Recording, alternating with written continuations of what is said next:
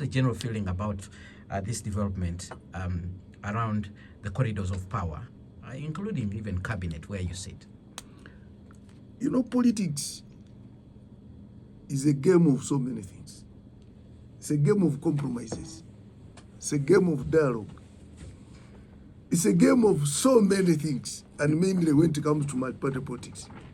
Because, you know, in multi-party politics is a quantitative function. The one who has the numbers takes it all.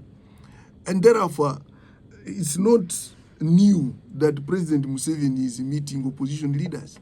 And it's not new that there is a dialogue. You know what's happening, the DP, NRM, Memorandum of Understanding. You have seen the former opposition leaders raising to higher offices. The Right Honorable Nobert Mao is there. The Right Honorable Tayewa. He's actually a former leader of Kenneth Kakande. He used to be in the Democratic Party. Exactly. So that's not really new for President Museveni to meet an opposition leader. But the issue to meet opposition leaders. What is the outcome? Because as we speak now, there are a number of issues being raised. For instance, freedom for political prisoners, including Dr. Besigye and others, talks about issues about electoral reforms. While it's true that opposition political leaders have risen through the ranks, but some of these issues remain unattended to. And if we don't address them, we might have similar challenges in the next cycle of elections. Probably they may not be attended to at your speed.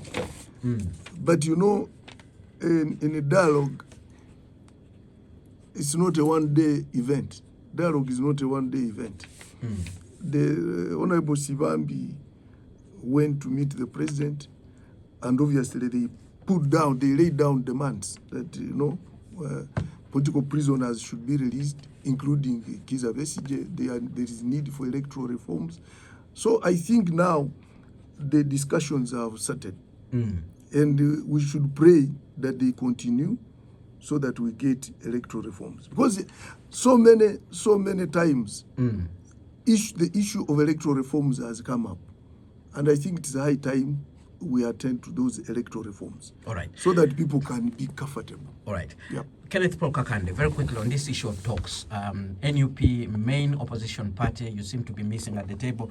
But what was Sivavi telling us? There were three leaders from NUP who attended that meeting at State House, but they chose not to be in the pictures. He changed because he was peddling statements to the effect that earlier on, the vice president of NUP, Zedriga, participated in talks with President Museveni. But when he was pushed on the wall, he retracted. He said, actually, it is an outcome, which was a meeting with the religious leaders, not one at State House. Let me put it very clearly. There is no resolution from the NUP leadership, because the mind and the will of NUP is the National Executive Committee of the party. It has never made a resolution to the effect that they should meet the president and have a discussion on the way forward of the country. Two, I do not believe, in my opinion, that meeting the president is about building institutions of the country. Parliament, the judiciary, free and fair elections, rule of law. All these have nothing to do with the meeting of the president. Those who are meeting the president are putting out a facade that they are pushing to fight for freedom of certain people and the free and fair elections. Those are semantics. They are meeting the president to get their silver of coins. That's all. It has nothing to do with the opposition. And people are saying opposition leaders. From which party?